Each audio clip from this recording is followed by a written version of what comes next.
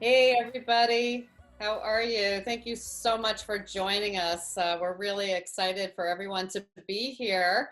I'm Gillian Anderson, founder of My Friend Abby, and this is our second Get Real conversation. Thanks to everybody who joined us last week. If you're just tuning in now for the first time, we really appreciate you being here. This is really exciting. The mission of My Friend Abby is that we want to empower young adults to actively create peer-to-peer connections through grants that improve mental and emotional health. And what we have been doing is giving out grants to youth and young adults who are making a difference and talking about mental health. So we've partnered with Sylvia Beckerman from Life Après, who is going to be interviewing our very special guest tonight. He is the Unorthodox Therapist. And we feel like this really is making a difference, having these open conversations, getting to know someone who has been in the therapy world for a while and who's here to answer your questions. So thank you, everybody again. I'm going to remind everyone we all have mental health, and it's so important to reach out if you do need help. Very, very important. And we will talk about that a little bit later on. So I'm now very, very happy to introduce Sylvia Beckerman, who again is a wonderful friend and is going to be interviewing our guest. Go ahead, Sylvia. Hi, Gillian. Welcome, everyone. It's so great to have everyone back here again.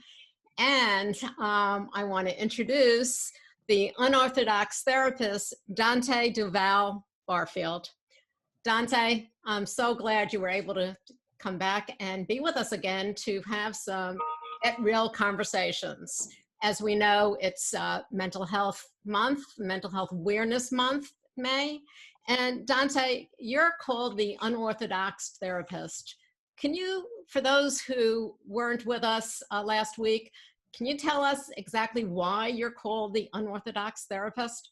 Well, thank you for having me back. Why do I go by the unorthodox therapist? Well, I'll start off by saying when I first think about a therapist, I don't know if I picture a 6'2" black guy with a high top fro and high top Vans. That's one, and that was one thing that I really just like to capture with that is that when I was showed a therapist, they did not look like me, and then when I got an opportunity to become one, I also brought that to my practice. So I always look at things in a way that doesn't make sense. You come in with a breakup, we might end up talking about your dog that passed away when you were 5. Well, okay. Things that don't make sense. I think for so many of us right now, so much does not make sense. So we're going to jump right in. I know that one of your sayings that one of the sayings that you don't like is when people say, live your life like this is your last day. Mm-hmm. Can you explain how you turn that around? Yeah. Well, I, I'm not a big fan of that saying because it just reminds me of saying goodbye all the time. I Every time I think about living my day like it's my last, I just think about all the people I'd want to just say so long to, share my last stories with. And I don't know how happy that would be. So instead, I choose to live every day like it's my first. I'm so curious of the world. And if I woke up every day like a newborn baby, but with this mind, oh my goodness, everything is at my will. And that's kind of how I've really taken stride in life and how I look at it every single day. I am not afraid to try anything new. Okay, so we're in the midst of a pandemic. Most of us are at home. Youth and young adults are no longer in school, they're being homeschooled. And it's been known that spring is the worst time for youth and young adults. So, can you tell, you know, you're fighting off that doom feeling. Life is not how you had it, how you experienced it before, nor is it how you thought you would be experiencing it now. So, what are some of the tips that you can give the young people on how to handle this total new direction of life? To all my young people, how can we now find some space to really look at this? I mean, it's being called the new normal. As an adult, something that I do my best to always do is remove all of my life experiences when talking to anybody who's younger than me. Just because I was young does not mean that I really get what it's like to be a teenager now in high school. And something I'm really noticing is that this moment has really changed high school. It's turned graduations and the time that we have with our friends at school completely out. And how can I give anybody who's still in school, anybody who's younger than me, advice on what to do now? What I will say is my best suggestion, and this is something that doesn't take a day, it takes time, is to know that things will change when you actually put that work into it that the adults kind of do, but you don't really know what it's like yet. That you go and you fight to hang out with your friends. You work to do the things that make you feel good. A lot of times in this world, like kids get told, just don't do the things that make you feel good. You know, you got to do what the world tells you. Go to school and go to college and do all these things that you have to do. And I say, you have to be a kid. You have to have fun. And at every moment through this, when you say and you question fun, have it. Even if it's changed to have a mask and it's 6 feet apart, no matter what. Well, to expand on that, how do you social distance support your friends that are struggling? More so, they're struggling, and you know that. What can a friend do to support, all day, for more than just a cliche text, the texting back and forth? So what are some suggestions that you can give? Oh, well, number one, I'd say is get away from texting. That is just one form of communication that I'd say is just one day wake up and act as if you can't text anymore. What are you going to do? That's sort of that, and play a game with it. And when you think, if you were to wake up one day and that were to happen, I know that there are kids out there that would find new ways to communicate that I don't even know of yet. The innovation to communicate and to still connect is surreal. I remember when I was a kid, we got walkie-talkies. We also used to have cups with a fishing string, So then I say, all right, so if that was happening then in the 90s and 80s, how can we bring this to now? So I'm not saying, go make smoke signals and send them up in the air, but I do know that maybe an online virtual game instead of a text. There are those, and I found plenty of them. I've been invited to play some. Those are really great. And another one that I really do suggest, and it's not really breaking the rules, it's planning the fun things that you want to do and then delivering that as a nice letter rather than a text. I don't know if kids write letters anymore, but I know one thing. I remember the 3 letters I wrote in grade school, and I'll never forget them. And one became a pen pal. So I'd say, hey, we try that out. Get a stamp. There are different fun ways to communicate that you might think are odd, but can really bring some good joy. Okay. And you're walking around, you're really not feeling okay. And your friend asks you, or anyone asks you, how are you doing? And you say, okay, because you don't want to burden anyone. But yet it's the time where you really need to talk, where that conversation really needs to take place. How do you tell someone, how should they approach that? They feel guilty, they don't want to burden, and yet they're really not okay. Well, to the person that feels like they're a burden, I get it. And that's why I choose to do this work, because that burden that you feel is something that I reframe it not as a burden, but as my joy to hold with you. So what can you do with your friends when you feel that, when you feel as though what you're bringing to them might be too heavy, might be too much to hold on to, that you're constantly talking about the things that are hurtful and down, and you don't know who else to deliver it to?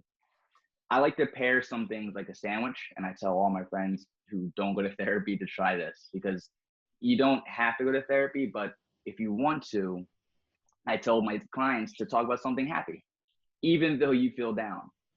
That a part of therapy and a part of feeling better again is practicing it, even though you don't want to. And I sometimes tell people who go to their friends and they feel like that burden, I say, well, one day lighten it up. You're not going to want to do it, but the intention maybe has to let go, and you have to maybe find some space to communicate to your friends to lighten the load. One day it's some happy stuff, although you feel down, and then one day you come in and you start to balance it, rather than delivering all of the stuff that you might think is down. It might work. Well, again, we go back to spring being one of the worst times for youth and young adults. And, they can't go out and do what they would normally do. And as much as, people without anxiety loved the sunshine, now they can't just go out and be with their friends, and it's a different world. So what do you suggest when they're feeling this anxiety and they don't know what is going to be next, what's happening next month? They don't know about school next year, summer, all their summer activities, be it camp or maybe continuing ed, is not there. So what can they do? Who can, yes, they have friends. Yes, there's social media, but life is not the same and we don't know where it's going. It's all yours. Oh man. Well, that question right there to me is a really good definition of anxiety. I really like to try to define it every time I talk about it. And I define it as anything that you're concerned about in the future, and you don't know what's going to happen. That's anxiety. We can think about anything that's going to happen past this session, and none of us really know what's going to happen. We can guess, and welcome to the power of the guess. There's something up here that says that we should try to guess everything that we don't control.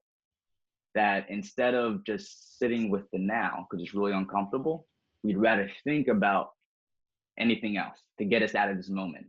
Every time you think about the future, that's what you're doing. You're escaping the now.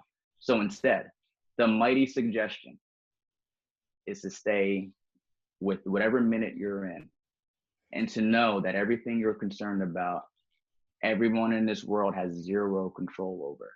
The power of normalizing this is very hard, and the traumatic impact of it, I do not ignore. Not to children, kids, families, anyone. That part of this now is, okay, this summer, I have no idea, but it's not summer yet. It is May. What do I have to do today to feel okay? And being mindful, and that word gets thrown out a lot, being present, it's tough.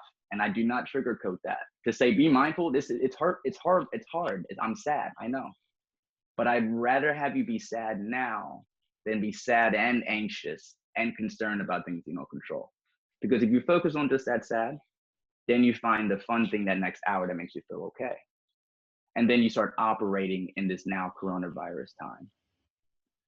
Coming to therapy with me is almost like learning everything that you don't control, you never talk about anymore. Getting that right now is quick, but be mindful it can work. But it's not going to feel as good as you might want it to immediately. Give it some time.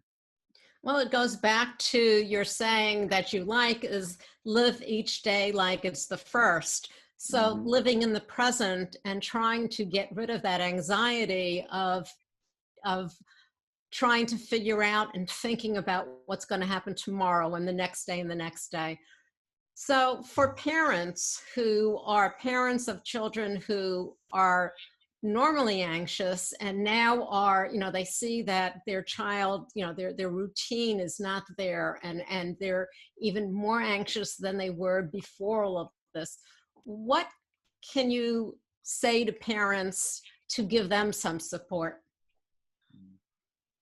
For the parents who are also going through their own anxieties, their own management of mental health.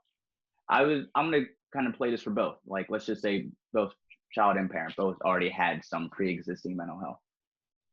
Now it's being highlighted extra.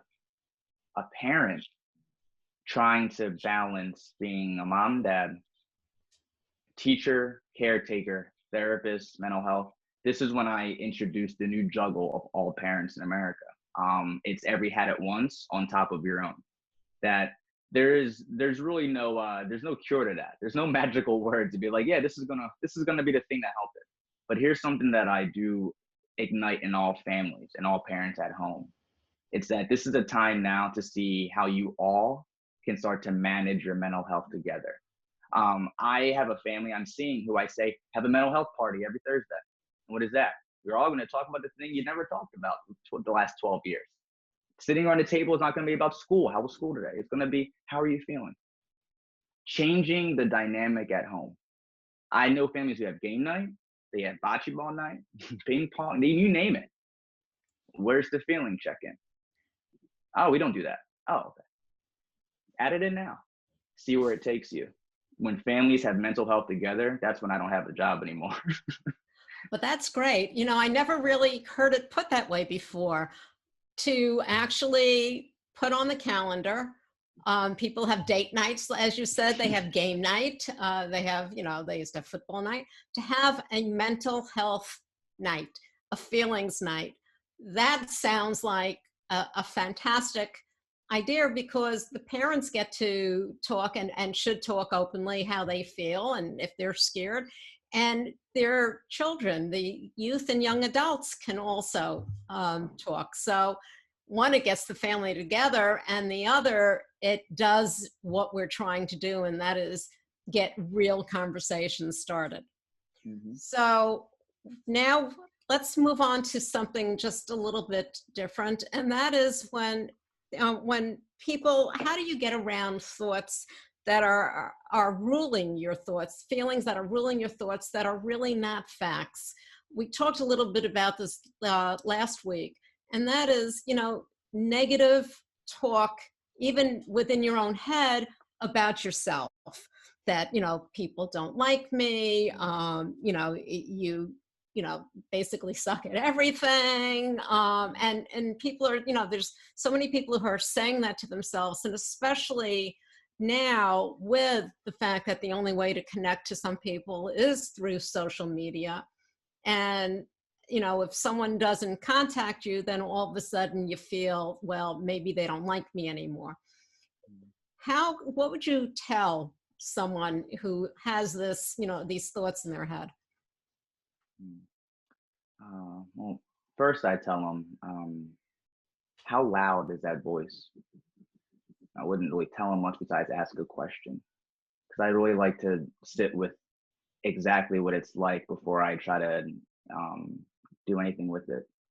That voice is very real, and I like to maybe think a lot of people have it, because some people are better at managing it, and they do the things that I try to help those who might not have those tools, you know, the positive cognition tools, you know, the positive self-talk, you know, to say that you're great today.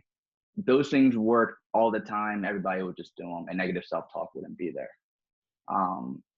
I do a lot of trauma work, and within my trauma work, negative self-talk is really the fuel for a lot of it. I like to have fun with it, though. It's very unorthodox, and something I'd say with people when they come see me is that you're probably going to laugh a lot more than you cry when you see me. And part of it is knowing that negative self-talk, and you can play a game with that as well, because it's not going to go anywhere. I might have brought this up last week, is the cartoon technique is my favorite one. And I teach this to kids, adults, anybody. Is that I like to tell everybody, think of your favorite funny cartoon character. Anyone, any character in the world that makes you laugh. And I want you to play that voice in your head that's saying the negative self-talk, but with that character's voice. And you let me know how it goes. 9 times out of 10, the next session, if they do it, they say they laughed, that it was a different experience of negative self-talk. What I like everybody to do is practice new ways to challenge that voice. It's not just turning it down. It's changing the voice. eventually I would say, I hope you go and maybe go to therapy and talk about those negative words with a different, brighter perspective. And that perspective can really also maybe speed up the process a little bit to help you understand that you are great. You know, it doesn't come from me though. Therapist who said you're great doesn't work. You have to find that yourself. Can you talk a little bit about your own mental health journey, how you got to where you are now? Yes.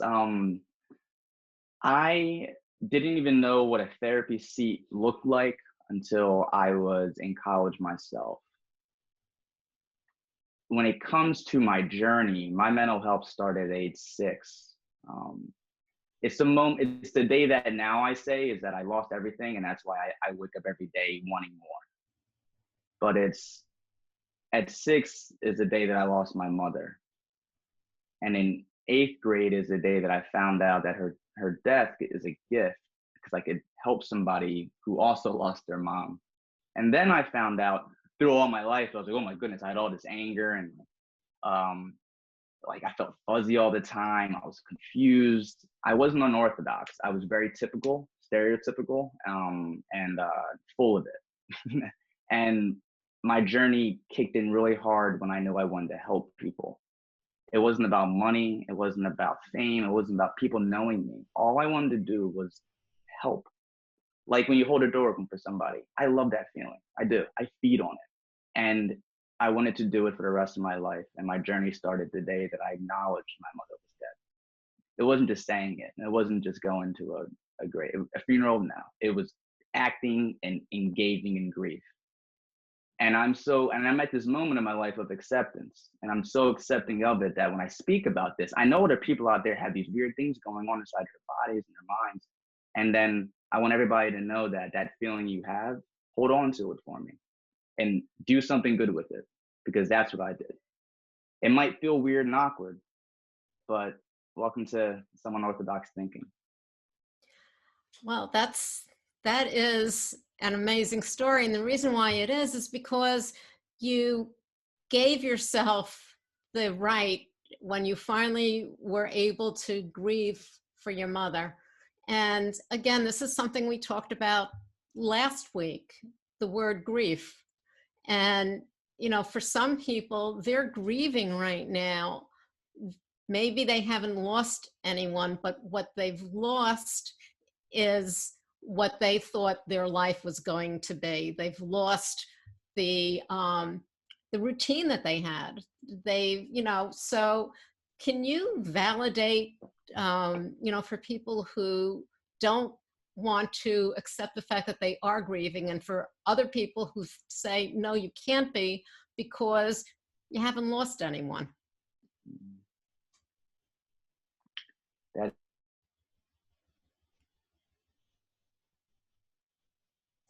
Okay. I think we lost Dante for a couple of seconds here with a little bit of technology going on, which everyone, even on all of the news channels, they're running into this. So I apologize, but we'll get Dante back in a couple of minutes. And what I had asked him about was about grief. And, you know, none of us these days are actually living a life that we were living maybe, you know, it's been 2 months already. So what I think we'll do for right now is, I know some people have some questions, and we'll see if we can either get Dante back or maybe Gillian can answer, you know, some of the questions. But let's see if you have it. Oh, we have Dante. Am I back? Yes. Am I back? Thank you. All right, yes. so You know, I tried as long as I could, but I haven't studied enough to be a therapist. So we were talking about grief. It's all good. Yeah. It's do you want me to just jump back in? Sure. Yeah. So the grief. How do people find the space to validate their own grief? So I'm gonna jump in really hard with this one. Go ahead. I shared with everybody the most powerful story of grief I could possibly imagine in my own life. I don't have one, another one. And if you lost your remote control today, I want you to validate that the same exact way that I validate my mother died. All right. If you lost your wallet, your sunglasses, car keys, your mask before you went outside, every single loss triggers that grieving period automatically. We just go through it in ways we just don't acknowledge it. Every single person in America, in the world, is now grieving the loss of their normal life. Every single one of them. And those who say they're not, denial's real too. That's a part of grief. It's the first stage. I love it. That's right. Like, yeah, I'm always like, oh, not yet. Okay, when you're there, let me know. And welcome to it. I know a lot of people in it. So you might know some people in denial right now. It's okay. I let people live in whatever they want to be in, but I want everybody out there to validate the loss of their normal life hard. What you had and now what you have prepared for. Let me bring up the word preparation and anxiety. So you're allowed to prepare, but it also comes mixed with anxiety now. And now our preparation has no control and all we have is anxiety now, right? So now we have to change that as well. That is the new normal. That preparation is out of control, but we have to validate that loss that we can't even do that anymore. Every single moment that you go through this coronavirus and COVID-19, you feel as though things aren't right, they aren't. Validate it. Do that mental health family check-in. Find somebody to talk about these things that you think aren't supposed to be talked about because they should be and they could be. And maybe during this conversation and hearing it out loud, you can really see that everything matters and it's directed right back to mental health. Well, I'm so glad you said that because there are so many people who, planning and preparations, and we can't do that anymore. I still go back to what what we opened this up tonight with. You're saying that you live today as, it's as if it's your first day. And not to be so anxious about what's going to happen tomorrow. What is your day going to look like tomorrow? If you had one piece of advice to give to all of the youth and young adults who are very anxious right now, what would you say to them? Here's what I'll say. If I was your age, I was 17, 16, 18, just younger again, and this were happening, but I had this mind, I would do everything in my might, everything to realize that I am making the new normal. Something that there's not one young person out there right now that knows the impact that they're going to have on this world in 15 years, 10 years, 20 years. No idea. I didn't. I had no idea that when I was 16, I'd be talking to adolescents and people on a cell phone who wanted to listen to me talk about mental health that when I was your age, people thought was a joke. And when I said I wanted to become a therapist, people looked at me funny.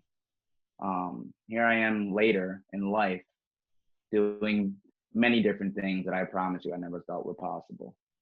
If I had that when I was 16 and believed it, at age 31, I don't know where I'd be. I always tell people that I think I'd be the first 35-year-old president. I don't know. But part of it is this understanding that I hope all of you out there understand that I heard this from adults. You're our future. And guess what? You actually are. So see what you want to sit with during this time to know that whatever you do in this life is going to change so many people. So thanks for making our new normal. Well, we have really, we're getting real conversation. And I think right now we're going to take some questions. Dante, I'm sure from what you have talked about tonight, there are many questions out there. But the two takeaways that I love is the mental health feelings evening and talking and conversation and the chit chat, stop the negative talk, but we're all going through anxiety. So if you don't mind, we'll, go to Q&A. Sounds good. Okay. So do you agree that doing something for others, helping others in small ways right now is good for your mental health? especially now? Do I think doing small things for people is good for your mental health? Mm-hmm. Man, yes. Just wanted to. I want to take that question and tattoo it on everybody. Do something small for everybody, like a temporary tattoo. The one you can rub off later. Because if everybody just had that reminder, man, I think that slowly the world will just really become an easier place to live in. I don't know about better, but much easier if everybody really had that idea. So I hope you take that and do it for every single day this year. Make one of those really fun goals to do one good thing for one person every single day. Who knows? But I love that, and I think it does, and I just hope you do it more and more and more. That's great. All right. What is your advice to parents who want to have the mental health check-ins at home but aren't sure how to do that?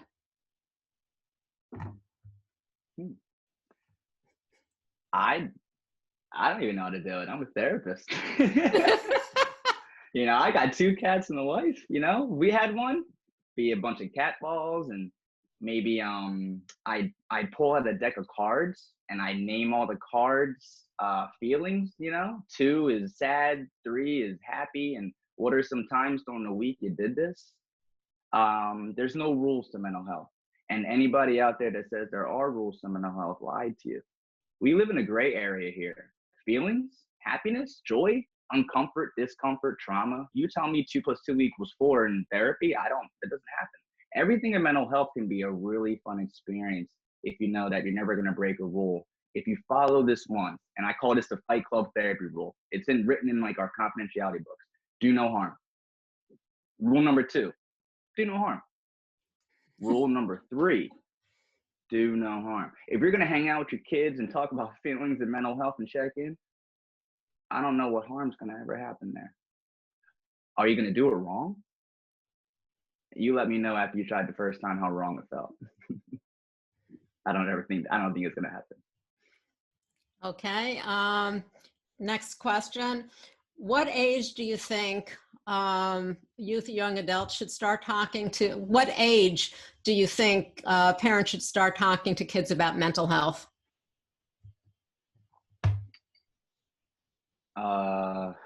I think it's some kids are different, but the month where you can start to receive any type of cognition, the 8 months old, maybe. I give or take. I don't know, something human development. I took that class. I would start the moment my child comes out of the womb, because that's the moment that they start to learn safety with the mother. I would go right back to the things I did learn in school to be mindful that we learn mental health and safety the moment we come out. We had it for 10 months inside of an incubator. Now I want it forever. Start then. When they can speak, teach them feeling words. When they come home hurt, talk to them about why they're hurt. And when they are getting mad and frustrated over nonsense, things that don't really matter, let them know that they are getting mad, frustrated over things that don't matter. Dive into mental health. Dive into these feelings as early as you possibly can, because there's never any harm in teaching somebody. The same exact reason why if your child coughed at age 1, you bring them to a doctor. I hope you bring your child there to a therapist. They were crying because of some experience they've had as well. Okay. As a therapist, how important do you think it is to directly address your thoughts and feelings? Are the distracting coping mechanisms helpful? Right. Well, I think it's very important. I think I see mental health the same exact way as I see physical health, and you're never going to get me out of that. So it's just as important, and addressing it is just as important. Even if if you think it doesn't need attention, still go. The same reason why now millions of people have went and got a cough checked out, just in case. Treat it the same way. America is built to cope. That's how I get into coping. That's a lot of our therapies are too. I'm a therapist. I can acknowledge that. I was taught things that are just built to cope. There are techniques you get trained, thousands of dollars you'll spend that just teach people how to cope. And part of that now is realizing that is how we manage the everyday lack of control of what happens to us, that we have to find ways to cope. I tell people to have a bag full of coping skills. And they're not just coping skills, hobbies, family, interaction, social connections. These are coping skills. So I tell people to be more open-minded with how you're coping, because you might be doing things that are really cool, but then be mindful that that is just probably sometimes covering up something a little deeper. And that's when I say, everybody in America has gone to a doctor. Everybody should have checked in with a therapist as well, because that one check-in could be enough. Could be enough to help you continue your journey of mental health. The same exact way going to a yearly checkup helps you manage your body. Great advice. Okay. What advice could I give my 18-year-old son who has a difficult time making decisions? I think he has a fear of making the wrong one.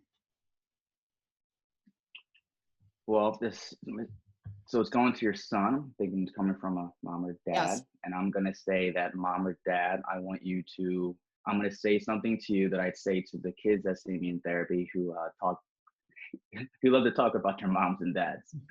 And I'll share this with you because I don't know you. A lot of times, a child might not feel as though they're good enough. Now, I don't play the blame game. So if your child ever comes to me in therapy, they're not going to get that. But I'm going to let them play it whenever they need to. And I'm going to let them have that time and space to be validated. That, yeah, you did a great job. But there are moments out there that maybe kick something that doesn't help them believe in themselves. Part of that is saying, if your child is having a hard time making decisions, I want you to now maybe be the fuel to let go of all decisions and let go of all anxiety and let go of what you think decision making is, because your son is making a decision to not make one. That I tell my kids that all the time. You just made one. You made one to not make one. Now go live. And they're like, what do you mean? I'm like, yeah, you just did. My mom never told me you just made a decision to not make a decision. What are you talking about? And then they go, and it's not doing what they were supposed to do. They start to do what they want to do. They try to do, and what they don't know is going to work out. And if they fail, they're just learning. And mom and dad are going to be right there to help pick them up and not make them feel like they're not good enough. Okay. Here's the next question. One of my friends is struggling with social distancing. She constantly texts me to ask if I hate her to make sure she is not bothering me, etc. Sometimes I do not respond immediately if I'm working and do not see her text, and this sends her into a spiral. How do I balance my mental health and my working from home with checking on my friend's mental health during quarantine? I feel like it is impossible to be present enough for everyone, even digitally. Yeah. Word. Yeah. that I think is something that a lot of people are thinking. Yes, it is. And I'm glad. That's a great question. Yes. Thank you for asking it, because I think a lot of people are feeling that and have felt it. I love this question. First, I'm going to say this. You're an amazing friend. And I'm saying it not as a therapist, just the fact that you have this and you're even asking that question. Anybody who has to ask that question to a therapist, I say, you're doing a great job. Now I want you to keep your boundaries and learn that your friend is doing something to your ability to manage those. They're tapping into that thing where, like, you want to be a good friend all the time, but then you're like, but I still need my own space. And now this time is making you feel like you need to commit to other people because they don't have the resources. They don't have the family. They don't have the friends. Maybe you know about their past, their trauma. They've lost somebody, you name it. I've heard the narratives. I understand the pain, but I also know that friends are equipped to be friends. I'm equipped to manage all those things that friends aren't equipped to manage. I went to thousands of hours of training to learn how to hold on to other people's stuff and then let it go when I leave. That a friend's job is not to do that. And I'm very blunt about it. Your job is to be there when you can be. You can't be a good friend if you're not good yourself. So my advice to you, I hate the word advice, I'm saying advice to you is to tell your friend that, guess what? If you want me to be your best friend, I need time for myself. And that is facts. I need to be away. And if that bothers you, this is something that you can now be responsible for. I'll still be here for you when I'm in my good space, and I'm going to be my best self. You're going to get half of me now. I'm gonna give you 100% in a couple days. And when a friend who doesn't like to hear that, this is when I say it's really hard to hear too. This is when I say it to them. Those are the people that do need maybe some extra help. Other people in their life, people out there that you can just kind of ring. And when they say they can't do it or don't know how or can't have connections, you just give them my email and I'll make sure to turn all of those comments or justifications as why not, as that this is how you can. It's all about opportunity. Be a friend, tell them to go to therapy, be mindful who you are and check in with yourself at all times. And tell your friend that you always want to be your best self. Tell them to hold on some days. Sounds like great advice. So, how else, this person asked, how else can I help a friend struggling with mental health? Yeah, okay. And then what Yeah. are some examples of coping skills? But why don't we Okay. take the first one? That's good. So what can you do to help a friend? One thing I would say is be open about your own feelings about needing boundaries if you need them. So that's one way to kind of spin that conversation. Like this is something I need. How about now you start talking about some other things that you may need because I can't give you all of those. Something else you can do, learn what it's like to validate all the good things that you already do. For example, like if you're a friend who's worried about a friend, validate that. That's a good thing. If you're a friend that wants to help another friend and you don't know how, okay, you feel helpless, but I tell people that's a good thing. You're a really caring person. It's channeling that helplessness that you have. A lot of friends think that when they give advice, their friends are going to take it and they're going to be good. You know, people pay me to take my suggestions and they still don't take them. So part of it is knowing that sometimes it's not you. Most of the time, actually every time it's not you. And that's it. But finding time to pull away all the blame from yourself and think when people don't follow through is tough. That takes practice, takes training on my end. So I want everybody out there that maybe during this time, kind of what I'm telling people, define your new friend boundary with the people around you. Tell them that this is what you need. Highlight these things. These are all conversations of mental health that nobody ever has. That's why friends keep getting so annoying. So what are some examples of coping skills, especially, Yes, I love this question because it's what I do. All right. So my life, I grew up an only child, and you heard my narrative.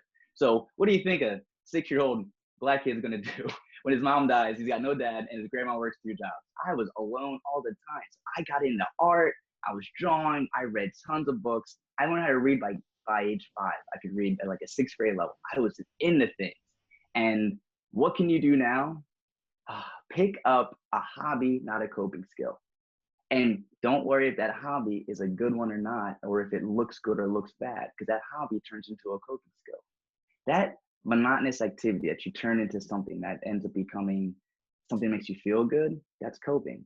I know people who picked up knitting, podcasts. I know art, painting, you name it. I know somebody who's picking up sign language. That is coping.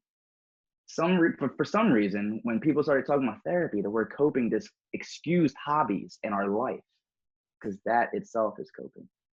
I want everybody to acknowledge what they already do, what you like to do, and what you might think that you want to try to do, and go do it. And then when you're doing it, be like, oh, I'm also coping as well. What am I coping with? Boredom.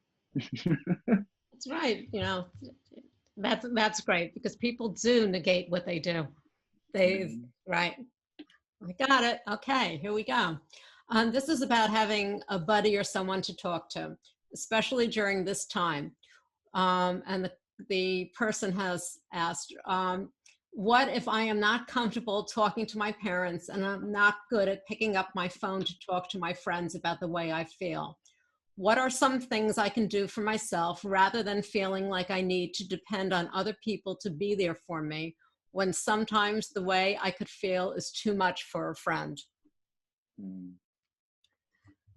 That reminds me of a case study I would read, and then somebody would say, should this person try therapy or not? So my first question would be that, have you ever thought about it? Why? Because I bring the thought to therapy that it's a very temporary relationship if you want it to be. One that helps you find the thing that's lacking, called self-validation. That to find that on your own, I'll be very honest, it's a little tough. Something I've learned very, very, very deeply through therapy and through my own life is that we need connection to find out who we are. You will never understand your true self until somebody lets you know something else about you. Most of the traits of myself have been taught to me from other people. Believing it, that was on me. That is the moment where I want that person to start. And I want that person to do it on their own. You can write it down. You can start putting down the things that you think you can't do on your own. And you can start listing what people might call limitations or faults, and then start to say, these are the things that I got to work on. And they're all in that gray area called mental health. And if that list was physical symptoms, and you showed it to a doctor and he said, you got to go to this, you got to go to that specialist and that, you do it. So I'd say the same thing, but just be open-minded that that gray area might not be as traumatic or deep as you might know. That therapy relationship really might be something that's fun and inviting. And I don't know, 1 week or 4, maybe 20, maybe a couple years. I don't know. But I know one thing, it really could help. Well, we have time for one last question, and this one's a doozy. This is good. As a teenager, I see and hear my parents freaking out. They are worried about their jobs, their kids, and everything. How do I deal with them? Because it makes me so sad and anxious to be in this environment in my home. Whoever typed that question, I want to thank you for typing that. I don't know how easy that was. And I really want to thank you for letting me end with this one too, because what you're talking to me about, that I'm not going to excuse from this conversation, is the word trauma. At home family experiences that are out of your control, that are driving you inside and driving your gears and your thoughts and your feelings to the point that you don't know what to do and you don't know how to handle it, you don't know how to deal with it, and you're the child at home. This is when I really sit with, that is the true definition of helplessness and being out of control. That there's nothing I can tell a kid to go tell mom and dad to go do, to go get their stuff together. Yeah. Tell them to go to therapy. Yeah, tell them to go to, yeah, right, try that out. No. But the one thing I will say to do, and one thing I hope you can try, is to look at everything outside of mom and dad. Before this happened, to go back to that time and just try to catch a reminder of what that was like. And to know that your parents are going through something that you had no role in, you did not do. Everything that they're blaming, everything that they're doing is part of this traumatic experience. To share it with your parents is something I tell all kids not to do. How do you put that boundary down? It's tough. It's the boundary I tell the kids in high school to know that that's why you're in school and that's why you want to go to college, to have a different life, to be able to provide, to be able to help the people and get out of this helplessness of a child. I'm not going to tell the kid to go get a job delivering pizzas to help their mom and dad with the bills. But what I will maybe say is, when there's a time that you do want to talk to your mom and dad, when they're having these big fits, if you feel safe at home to talk to them, if you have someone, to do it, to talk to them about the fights, to talk to them about what it's like, to do the scary part of the mental health family check-in. That I say that's a really great tool and activity, but I also do a lot of work with kids who have no safety at home. So I don't tell them to go do that because they can't. But I tell them to do it with their brother or sister in their room underneath the blanket with a comic book. I tell them to do it with the people that when mom and dad are yelling and fighting and they can't hear, they can't sleep, and they don't know what to do in those moments, that they start engaging in these safe space activities. They start to do these things that have to be taught by somebody. But at this very moment, I want every kid out there who feels that to know that you are not to blame.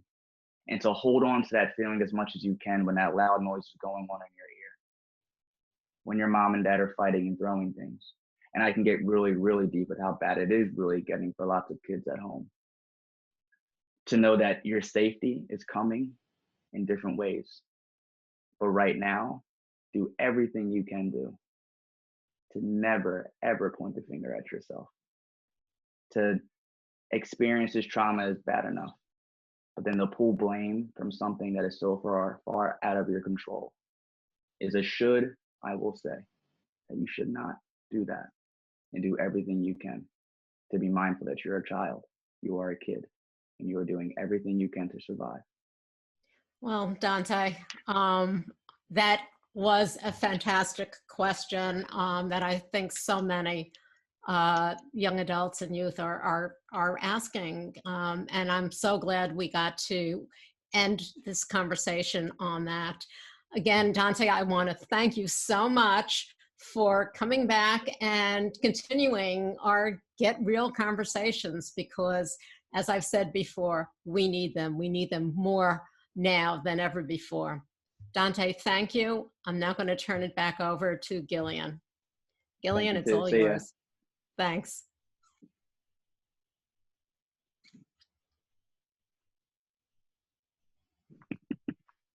There you go.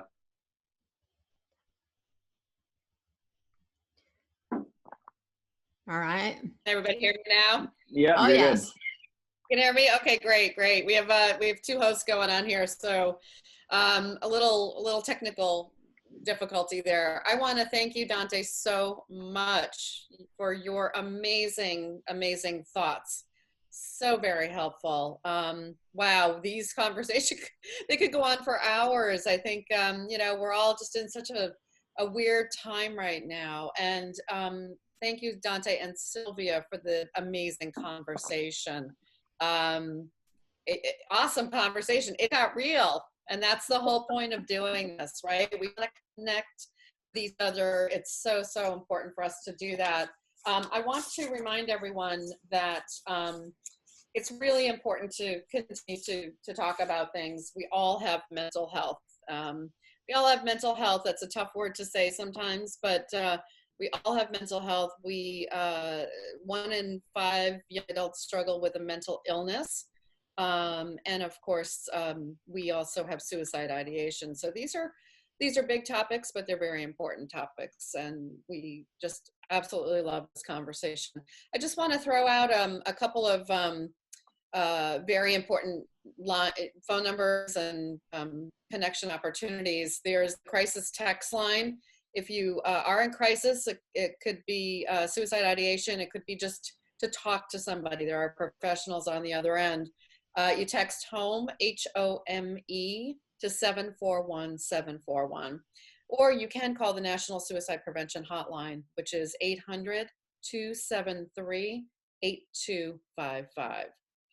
Thank you, everybody. We hope you tune in again next week. We will have a guest on. We'd love to have Dante back again. We're going to talk about that. We so appreciate it. And I want to thank everyone who supports My Friend Abby. We are so grateful. You support us on social media, you participate in our events, and of course, you support us monetarily. But My Friend Abby is a brand new organization that was started in honor of my daughter Abby, who at the age of 15 took her own life due to clinical depression.